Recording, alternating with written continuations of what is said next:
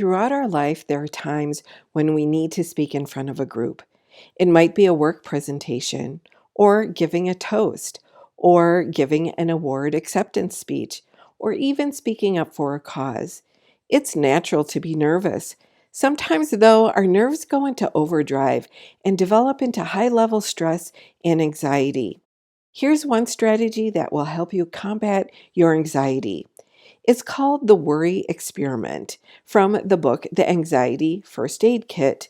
It's a great book with 90 strategies for combating worry. You can find links to the book in the description below.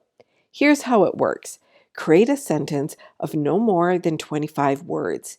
It helps to write that sentence in the form of a what if question. That sentence should include the terrible event you fear, the long term consequences of the problem, and the angst you will feel in the future when you remember the event. Here are examples from good to bad related to public speaking. A bad example is, what if I get really nervous during my presentation? A better example is, what if I get really nervous during my presentation and then start sweating and trembling? A good example is, what if I get really nervous during my presentation and then start sweating and trembling, pee in my pants, and people avoid me for the rest of my life? This last example demonstrates how to include each of the three elements to make it impactful. Now, sit down in front of a mirror and slowly say that sentence out loud 25 times. Use tick marks to keep track so you can concentrate on saying that sentence.